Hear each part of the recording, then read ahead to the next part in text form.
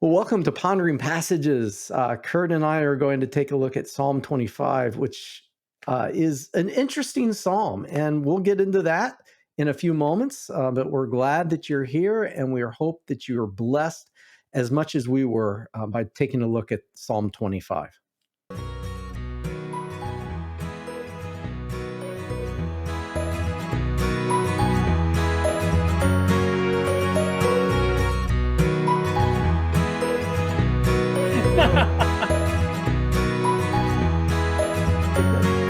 Welcome back to Pondering Passages. We are talking about Psalm 25 today, David.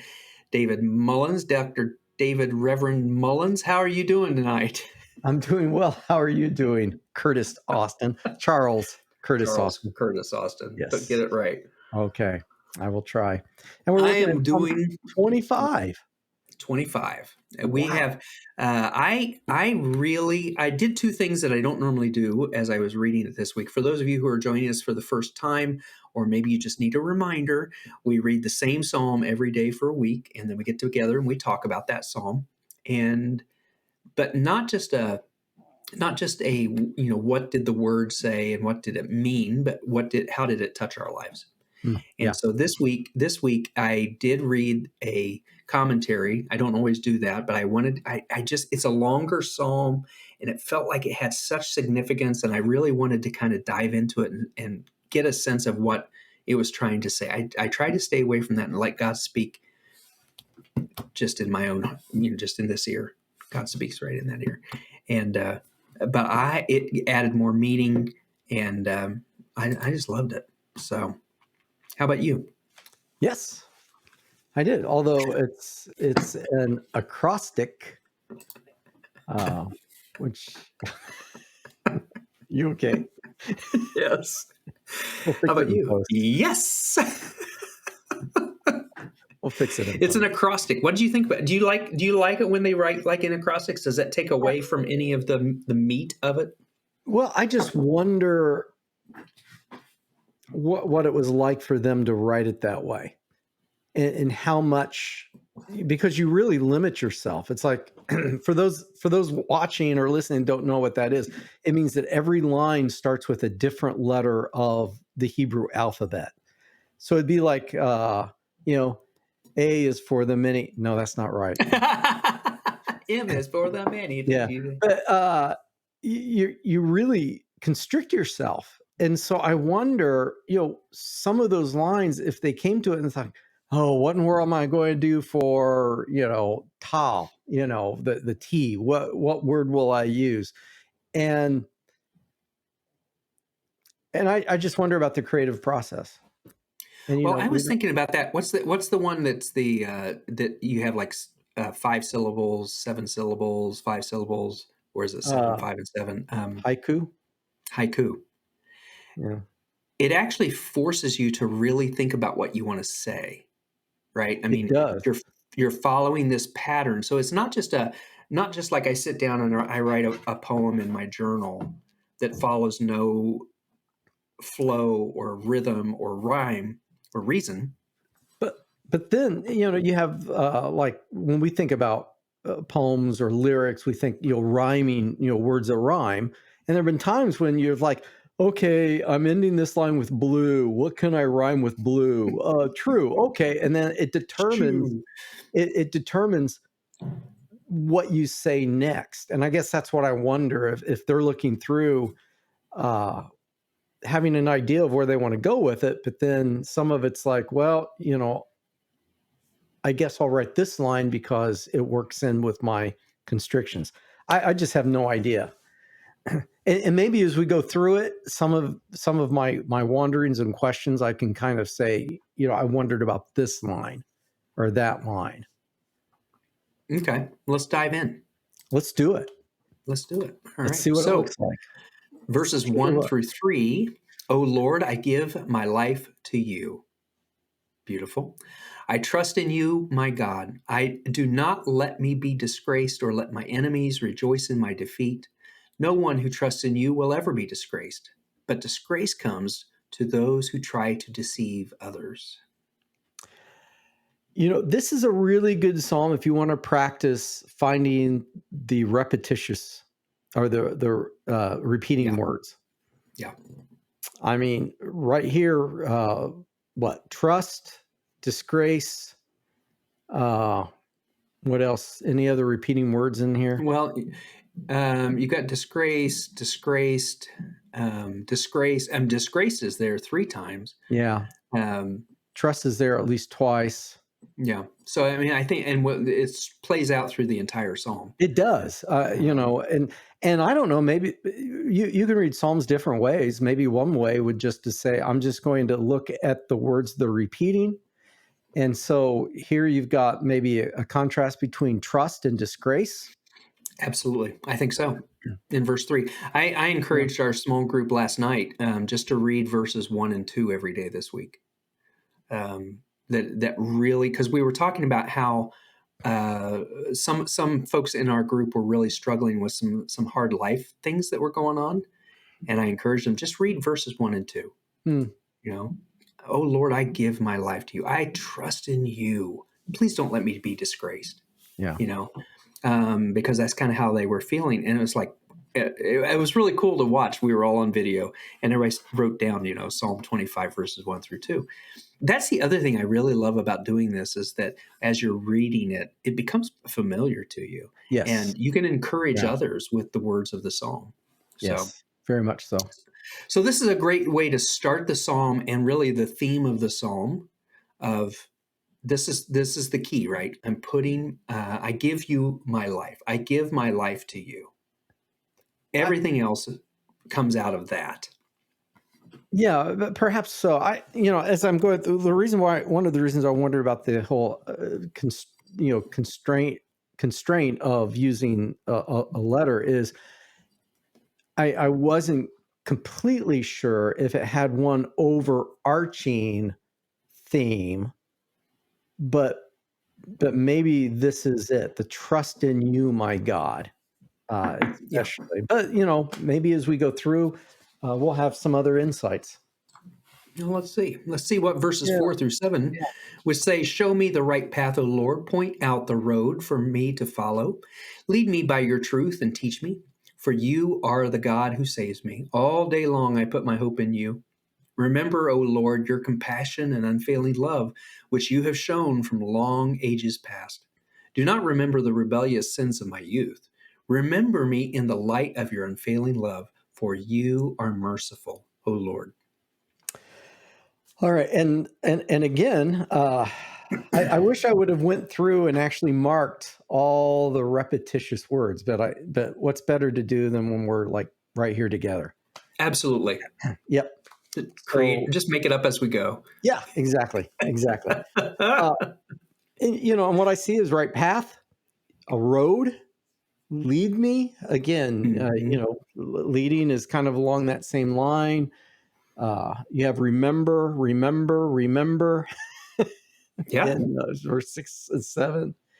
Well, and It, I like in 6 also. He says the compassion and love that God has shown for long ages past, yeah, but comparing that to the rebellion of my youth. yeah, Right. I mean, your grace and compassion have been forever, and I'm just a very young person yeah, compared to that. yeah. And remember me in the light of your unfailing love, which he talks about unfailing love back in verse 6 Yeah. and in verse 7. Uh, and I think this is part of why I wonder about the constriction is because it's like, okay, he's talking about a path, being led by the path, and then all of a sudden it's like, oh, compassion, don't remember my sins, which is in the same wheelhouse, but yet it seemed, where does that connect up with show me the right path, point out the road for Mhm. me to follow? I mean, it's there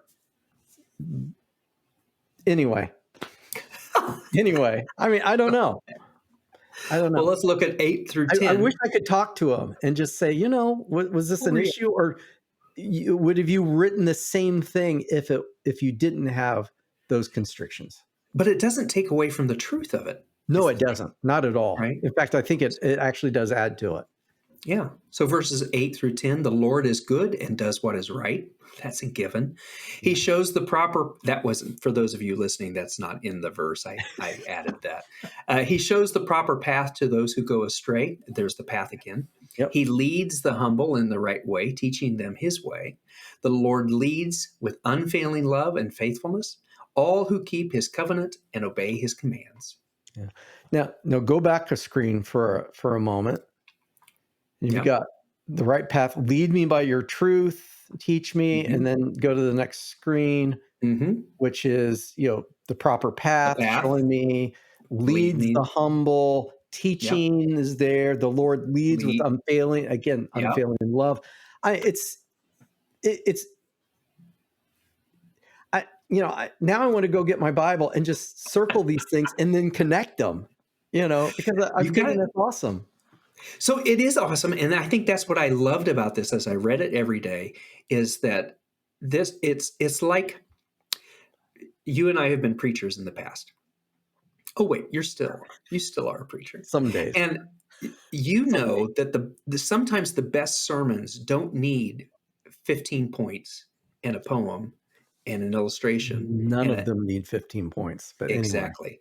Sometimes, this was kind of my mantra is I don't need to have a list of all these things you need to remember. I tried to leave with one main idea, yeah. and I think this is what Psalm 25 is doing, right? It's reminding us over and over that God leads us. Um, I don't know. I love it. Verses 11 through 15, for the honor of your name, and we talked about this last week actually. Why does God do it? It's because of his own honoring his own name. Yeah. I wanted to see you probably know of a tool where we could look this up. Is there anywhere else in the Bible where it says, forgive my many, many sins? Not Yeah, that that I was a know great of. phrase. That stuck Yeah. with me all week because Yeah. I could relate. Verse 12, who are those who fear the Lord? He will show them the path that they should choose. They will live in prosperity, and their children will inherit the land. The Lord is a friend to those who fear him. He teaches them his covenant. My eyes are always on the Lord, for he rescues me from the traps of my enemies. You know, as I think about this now, it's almost like he's like, okay, there's certain things I really want this psalm to say. I want it to talk about being taught and about the right path. And then, yeah, my sins, I want to kind of deal with that. But I also want to talk, like I've got these enemies and, I kind of want them in there too. And it just kind of, it's like a nice, like you're on like the ocean and there's waves Yeah. and it's going back and forth. Uh, because you've got the many many sins, which was back in Yep. verse 4 or 3 and Right. 4, The many, many sins. Yeah. and then all of a sudden he brings it up again here, although Yeah. before they were sins of his youth. And what we learn in verse 11 is, well, they're not just sins of my youth. No. And I did like that. I think that when we're young and naive, we make sins because we just haven't learned life's truth. And as you get snow on the rooftop, as one of my friends called my hair, then you would think you'd be more wise. You'd think you'd have fewer sins. You'd think you'd actually be making the right choice. But the truth is, not You're so just much. tired. I was young and foolish. Now I'm just old and tired. Yeah. Yeah. But yeah, I mean, I think you see this repeating there. He will show them the path they should choose. You go back to Right. that path. Yeah. Something a little different though in verse 13. They'll live in prosperity, and their children will inherit the land. That's kind of a new theme that he brings up. Yeah, it is. It is. And again, he's referring to those who fear the Lord and how the blessings that they receive actually impact their children, which we Hmm. know is the case. Hmm. For the Lord is a friend to those who fear him. He teaches them his covenant. Yeah. What do you make of that? I mean, is that something where, as long as we are in awe of God, as long as we understand His mighty power, then we're going to learn what it means to be related to him, to have that covenant in place. Right. Excuse me. Well, what do you think about that? I mean, if you're a Well, friend, yeah, or I mean, if you fear someone, are you going to want to know things about that person, I about like that it. one? Yeah. You know, And it, don't get on that Aunt Bertha's bad side. You know, then you go to 15, though, right? I mean, which is kind of, um, if you're always watching, if you're always paying attention to the Lord, if my eyes are always on the Lord, right? He's going to lead me away from those traps. He's going to set yeah, my path straight. I'm going to understand the covenant that he has prepared. I'm going to know those things. It's when I look away, which he says earlier, right? It's the people who um, aren't paying attention. What was that verse? No one who trusts in you will ever be disgraced, in this verse 3, but yeah, disgrace comes to those who try to deceive others. So you're looking away, you're trying to, play a game. Um, you're not paying attention to God's desires. right. I like it. Let's go to the Yeah, last slide here. Verses 16 through 22. Turn to me and have mercy, for I am alone and in deep distress. My problems go from bad to worse. Oh, save me from them all. Feel my pain and see my trouble. Forgive all of my sins. See how many enemies I have and how viciously they hate me. Protect me. Rescue my life from them. Do not let me be disgraced, for in you I take refuge. May integrity and honesty protect me, for I love my hope in you. Nope, sorry, that's not what that says. For I put my hope in you. Not go. real sure where I got love there. Oh God, ransom Israel from all its troubles. What? Oh, Where'd that come from? by the way, P.S. Um, yeah, what if this whole psalm, even though it's written kind of in a first person, I have, rescue me, my life. What if, in fact, it could be just as easily interjected as, let's say that for your church? What if instead of I, you say us, yeah. our, Or our congregation, our people? what if it's actually about Israel? What? What? What? And that's why he threw in verse 22. The commentary Uh-huh. I read said that they believed that some other editor came in and added that. And I'm thinking, wait a minute. So he's got this acrostic that's supposed to use every letter in the Hebrew alphabet. There's 22. So are you saying he stopped at 21, or that someone came through and said, I don't like his ending, I'm going to take that, I'm going to put my own in? I Well, I will it, say years ago, I used to write a lot for our church. I used to write dramas and I used to write video scripts. and And complaint letters too, I remember. no, I did not do well. Okay. So, and we were at some gathering and some guy came up and I said, "Hi, I'm Kurt Austin." He went, "Ah, I remember you." He said, "I recognize you. I'm the one who edits all your terrible scripts you give me." No, he didn't say that. Yes, he did. Oh, he did. He did.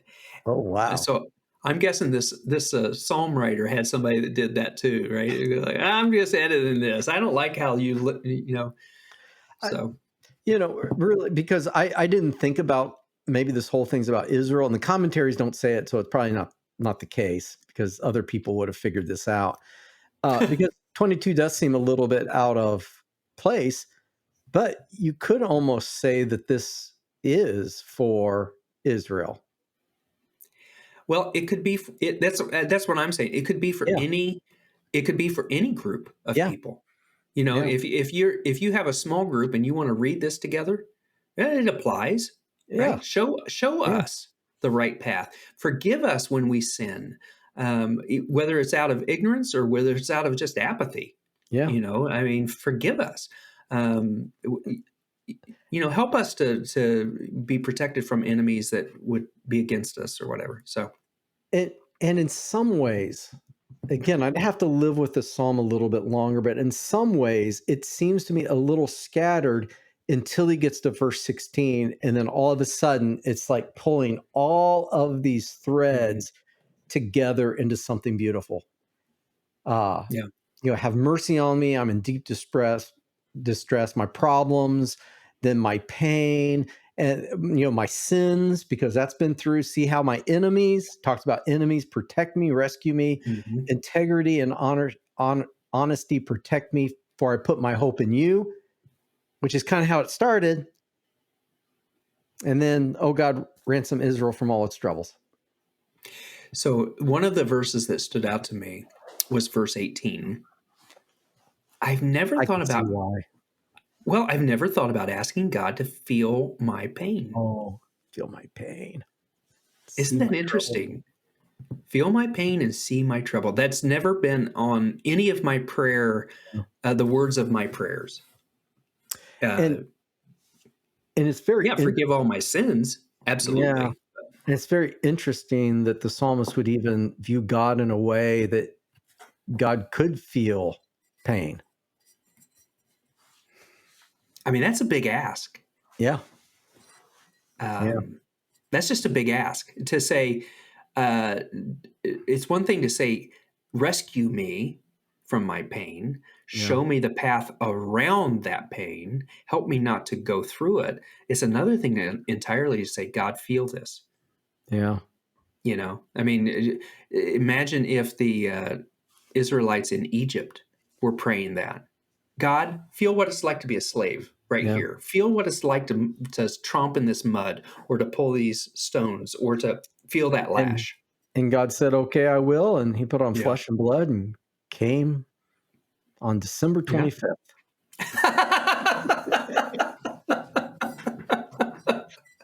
Man, we're going to get hateful 4 letters BC. now. Good 4 job.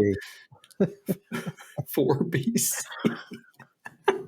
Or 3. Maybe it was 3 BC. I don't know. And if they were lucky, 0. they had snow that night. Yeah. Little trees set up in the Yeah. manger. Yeah, I really liked this each day I read it. I felt like, now it was interesting because there was so much repetition. It was hard for me to keep clear the thought process of Well, it. and that's what I was going with. Verse 16 Yeah. on, you definitely see a progression. Mhm. Uh, So I'd read it and go, wait a minute, am I starting? I don't know if Yeah. you experience this. Sometimes I read and it's like, Never. did I read that again? What was No, never. I'm always focused. never Laser. laser focused? Jedi master. Yeah. Well, I really like this, and I'm looking forward to letting this kind of live in my life. Really, this is one of those that was like, God, this is beautiful. Yeah, it is. It is. It means a lot to me. It's a psalm that can form us. It can transform and conform. Yes. Beautiful. Well, so if you are if you're wanting to be part of this conversation moving forward to next time. Oh, wait, I haven't pulled those up yet. Next time, we will be talking about Psalm 26. And we're just moving our way through each week. And you can follow this. You can go back and watch some of our videos on ponderingpassages.com. You can also follow us on Instagram or Facebook or YouTube. YouTube was where we started, wasn't it? I mean, we had some, way back in the day. So if you really want some nostalgia, go back and look at called YouTube. Pondering Passages, Psalm 69. That was our starting point, and it's rough. It's rough stuff, but it's worth the look. So join us there, and we would love to hear from you what your thoughts are about Psalm 25, what you think about Dave's haircut, and all of the things related to Pondering Passages. In the meantime, we will see you back here in about a week.